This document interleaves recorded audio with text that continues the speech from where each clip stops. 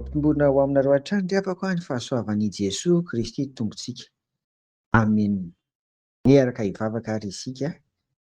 Ry Tompo Renay eny an-danitra ho misaotra anao izahay amin'izay omenao anay isan'andro isan'andro ahafahany mivelona Tompo. Endrika io fahasoavana sy ny fitahiana ary indrindra indrindra ny famindram-ponao izany koa dia raisinay amin'ny fifaliana. Irina sy angatahany mandrakariva Tompo dia ho hainay ny mideranao, mankalaza anao noho ny asanao magaga aminay tsirairay avy. Dia amin'ny anaranao naovanay izany vavaka izany Tompo. Amena. Ry havako manaraka hatrany ny lohahevitra isika amin'ny hoe mamory vokatra ho an'ny Tompo. Koa izany lohahevitra izany raha tonga dia atao mahitsy dia tsy inona akory fa ny fanangonana an'ireo olona azo vokatry ny fitoriana ny filazantsara izay no ambara eto izany. Koa mba hatanteraka an'izany ary dia andeha ho eritreretintsika, andeha ho dinihantsika amin'ity herinandro ity ny toetra tsy maintsy hananantsika mba hahazahoana mitaona ny hafa ho an'ny Tompo. Andeha ho vakiako ary izay hita ao amin'ny Petera voalohany toko faharoa andininy faharoa ambin'ny folo.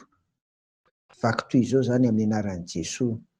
Areoka ho tsara ny fitondrantenanareo amin'ny jentilisa mba hankalazany an'Andriamanitra amin'ny andro famangina noho ny ahitany ny asa tsara ataonareo dia izay hanendrikendrehany anareo ho mpanao ratsy.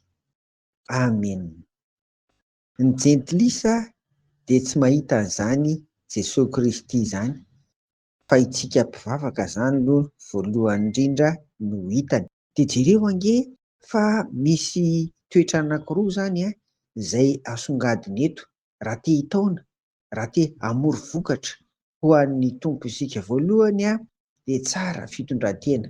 Io izany raha nisy fahalemenao, fahazarany ratsinao ka hitany manodidina dia hifono izany ary dia mangataka amin'ny fanahy masina mba hanampy antsika indray, ahazoantsika hery handany fandrika tahanitra ka hananantsika ry havana toetra tsara, fitondrantena mendrika izany. Dia ny faharoa eto hoe asa tsara.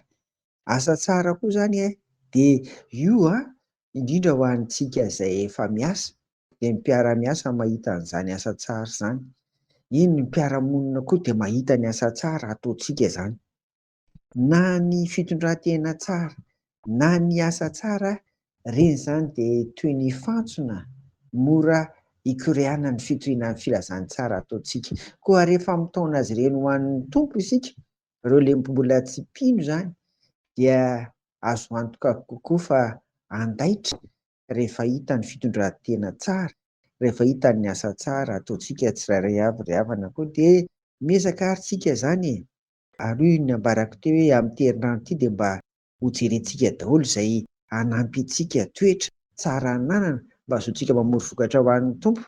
Dia engany amin'ny fanahy masina hiasa mahery ao anatintsika tsirairay avy mba ho tanteraka izany. Ireo koa izany hoe fitondrantena tsara izany, izany fanaovana asa tsara izany koa dia fahamasinana ny fonosina izany ry havana. Dia rehefa manana fahamasinana koa isika tena mora ny mitory ny filazantsara, mitaona ny hafa ho ao amin'ny Jesoa Kristy. Noho izany aza takonana ary, aza takonantsika amin'ny mety ho fitondrantena na ho amin'ny zavatra ataontsika isan'andro, aza takonana ny Tompo ka isika ilay maha olona antsika indray no hitan'ny olona ry havana. Aoka mirapiratra ny anaran'i Jesoa Kristy ho entintsika tsirairay avy. Mahireza ry havako ao amin'ny Tompo fa tsy mora ny manangona vokatra ho azy sady misy andraikitsika izany dia misy asa ny fanahy masina koa. N'Andriamanitra irery ny voninahitra. Amena. Dia ary hivavaka isika. Ry Tompo iray any an-danitra mamondrafo aminay amin'izay mety ho fahalemena na fahazaran-dratsy na toetra ratsy iny amin'ny hitan'ny manodidina anay, mamondrafo amin'ireny. Fa amin'izao sisa izao dia ampio izahay mba hanana fitondrantena tsara mandrakariva, hamirapiratan voninahitra ao, hamirapiratan ny anaranao Jesoa Kristy mba ahazoanay mamory vokatra ho anao. dia amin'ny anaranao anaovana izany vavaka izany. Amen. Ho aminareo ry havako amin'ny fiadanan'i Jesoa. Amen.